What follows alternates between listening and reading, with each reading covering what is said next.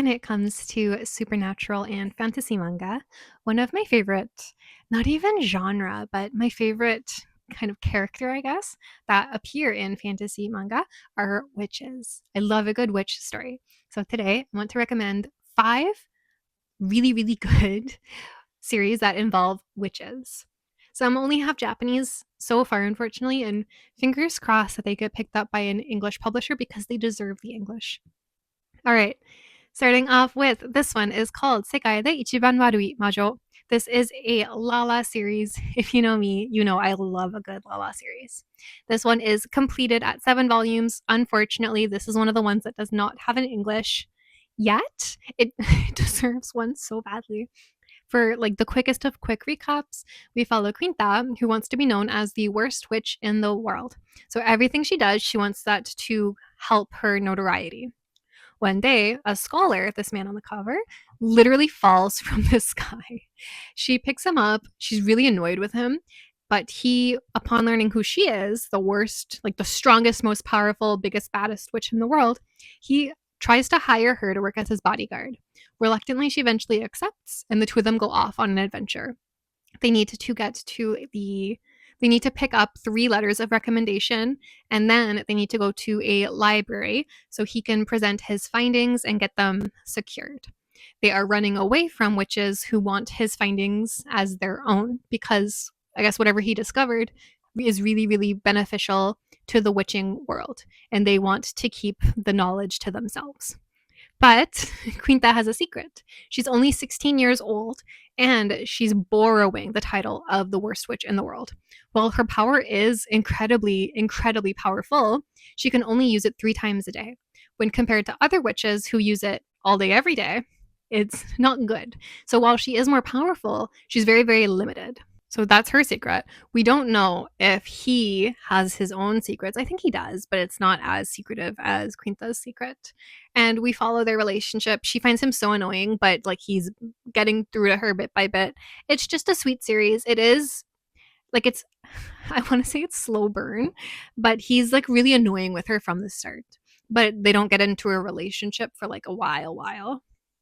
Next one is called Gin no Mugibatake, or the Silver Wheat Field. This one is also, as far as I know, does not have an official English yet out. It deserves one so badly. This is another shoujo, as far as I know, series where it is, I think it's complete at 3 volumes. According to Amazon, it's complete and there are 3 volumes. Volumes 2 and 3 are coming to me tomorrow. So excited. This series, to put it super quickly, we follow our 2 characters here in a world where there are 2 types of witches, silver witches and gold witches. The silver witches, while much, much, much more powerful, are feared for their magic. So they were all sentenced to death, and like no more silver witches are allowed in the kingdom, basically. So the gold witches, while less powerful, are what you see in the kingdom. And they both use their powers to bring up wheat and like different crops and stuff. We come across our protagonist, May, here, as she stumbles upon Belle here. And Belle is a silver witch. He was sentenced to death, but he ended up surviving and he made his own little hiding spot. She falls upon his hiding spot one day. A lot happens. Eventually, May starts to also become a silver witch. And then Belle is knocked unconscious due to various circumstances. So May needs to find a way to use her newfound, incredibly powerful magic to help Belle. And that's what happens. Like that's the biggest, like broad summary of volume 1. Really, really good. So like these 2 volumes, so different. This one's a lot darker in tone. This one is a lot more like not even comedic, but it's a lot more lighthearted. So dark, light. Both are fantastic. Moving on, this is from my favorite light novel. It does have an English. The Japanese is どうも好きな人に惚れ薬を依頼された魔女です. The English is Hello, I'm a witch whose crush requested a love potion. It's so good. It's so cute. This one is, it's not even a rom-com, but it's kind of a rom-com to me. About we have a girl who is a witch and she calls herself the good witch of the river. She's known as the witch of the river, but she's the good witch of the river. You can't leave out the good. She is feared because she's a witch by everybody in the village next to her little river. But one day, the man she's been in a one-sided love with for basically ever, Hariju, comes to her little abode and requests a love potion. And she is like, "What? Like, my crush wants a love potion. I don't want to do that for you."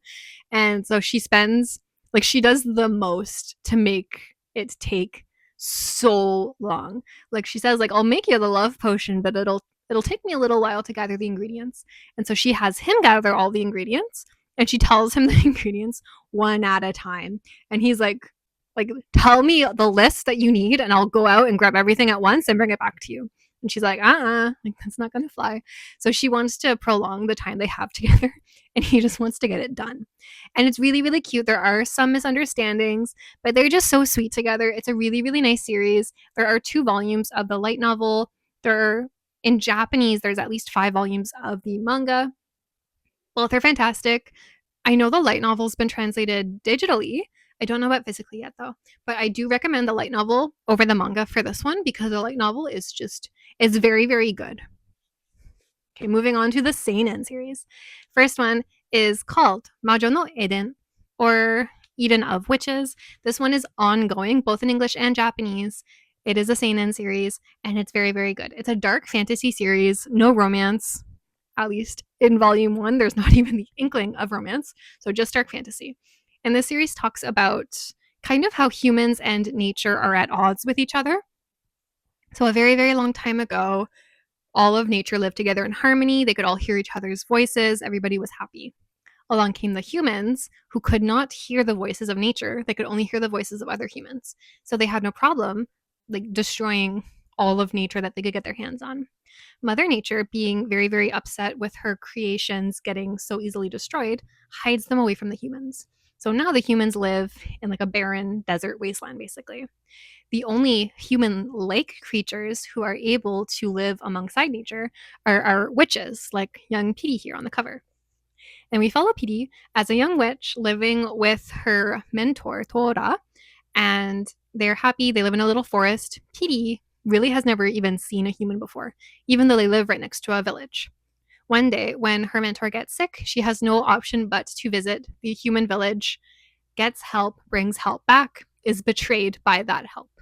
So we follow Petey as she realizes that, like, oh, like, humans really can't be trusted, and she has to kind of cope with preserving some of her innocence in that even though she understands that humans can't be trusted, she still wants to trust them. And she does often get into circumstances where like things could have been a lot better if she kept her like distrust of humans, but she wants to trust people, she wants to make friends, she wants to have a community. So she's kind of discovering herself and the world, and she is trying to make it to a place called Eden, which is a witch's paradise where the humans will not be able to capture her. Upon everybody learning that she's a witch, basically, they try and capture her because in this world, witches are they're hunted down basically either by researchers or by like soldiers because witches are seen as people who like steal nature for themselves.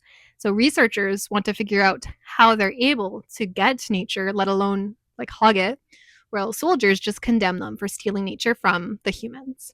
And it's really, really interesting. This is a very political series, and it's just very interesting. The world building is amazing. The monsters are really cool. I really like this one.